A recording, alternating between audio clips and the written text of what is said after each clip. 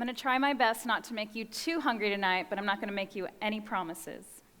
I want to gauge the audience a little bit, so do me a favor and raise your hand if you have ever worked in a restaurant. It's almost all of us. This next one is probably a little bit less common, but go ahead and amuse me. Raise your hand if you've ever worked with your family members.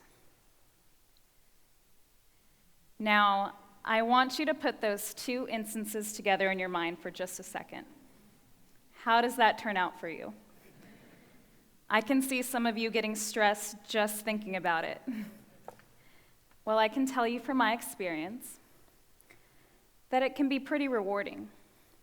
But there are also those days that are very emotional, and those times where you may love the food more than you even like your family.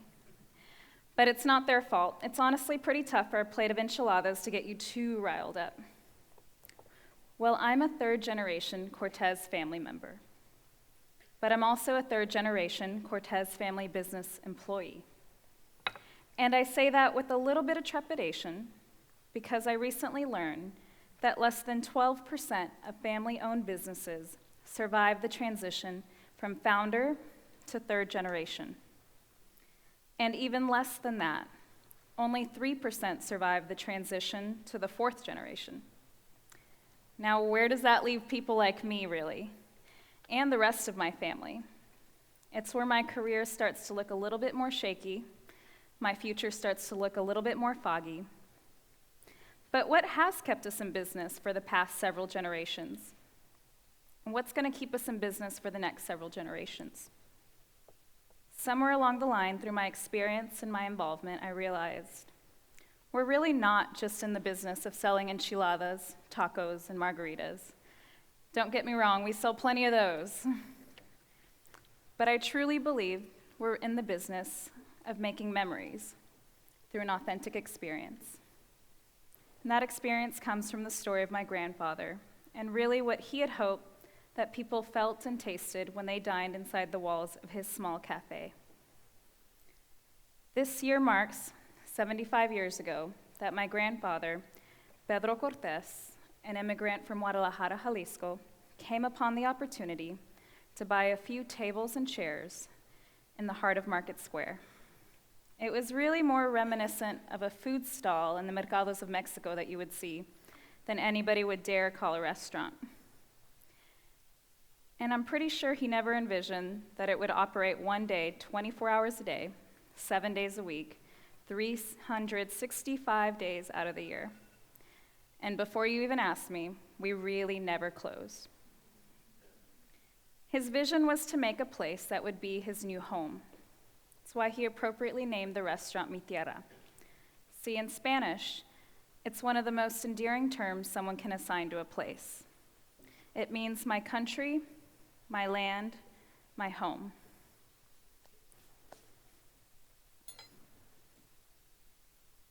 While many immigrants moved to the United States, purposefully, with dreams and aspirations for themselves and their family, my grandfather really loved Guadalajara. To him, that was always his home. But when he was a teenager, his mother passed away, and his father sent him here to live with his aunt and uncle so he could grow up in that traditional family household. But nothing could replace that sense of home that he felt when he was amidst the plazas and mercados of Mexico, where you could smell the pan dulce being piled into baskets and the gorditas being fried on the griddles, where mariachis would serenade young couples. It was the meeting grounds for families to enjoy a nice afternoon around a delicious aromatic plate of enchiladas. He also realized that those were the things that made him feel like he belonged, that he was at home. But he could also recreate that right here in San Antonio, in the heart of Market Square. See, every meal that we serve is an opportunity to make a memory for someone. I want everybody to close your eyes for a minute. Think about your all-time favorite dish. Is it your grandmother's fluffy flour tortillas? Is it your dad's famous smoked brisket? I think for me, it'll always be the first tamales of the season that I worked tirelessly to make. Now think about a few of those times where you were enjoying those foods. Was there laughter and stories being told? If you're anything like my family, there was probably a little bit of bragging and teasing. Who were the ones that were there that wanted to learn all the tips and tricks of the secret recipes, just waiting to be handed down from generation to generation? When you think about it that way, what was truly most meaningful to you? Was it the foods or the memories that you treasure? Can I open your eyes now?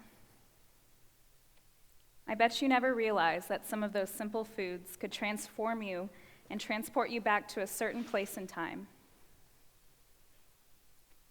So I think I can say with a little bit of confidence that we just might be in the Tex-Mex capital of the world. So how many bean and cheese tacos have you eaten? I want you to think about a few of those times. Maybe it was when you were a little kid and that's all you really wanted to eat. Or maybe, if you're not from here, it could have been your first introduction to Tex-Mex cuisine. But more than likely, a few of those times were really late at night and you somehow ended up at Mi Tierra. I know my family may not agree on everything, but one thing we always agree on is starting with a great foundation. And for us, it's a flour tortilla. Simple foods like this, when put together with the utmost care, can be the difference between a great and a bad memory. As our lives integrate more and more with technology, it may become more difficult to connect with one another. But you can never go wrong with using simple foods and as an excuse to get together, to celebrate wins and to share sorrows.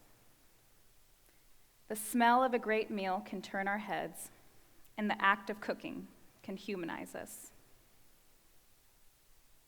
Amazing flavors can silence our chatter, connecting us through hardships both personal and professional. I know when I look back and think about the most profound moments in my life, weddings or anniversaries, birthdays, and even funerals, they all have a few things in common. My family gathered around together, enjoyed simple foods like this, and enjoyed one another's company. And in each of these memories, I can already see the brightly colored pan dulce sitting in the middle of the table, the black and white photos hanging mostly crooked on the walls, and more Christmas lights dangling from the ceiling than some cities decorate their entire downtown Christmas trees with. But it's when the mariachis begin to play. It's what brings my family back to the table, day after day, generation after generation. It's memories like this, for my family and for yours, that will keep our tradition alive for another 75 more years. Con mucho gusto. Thank you.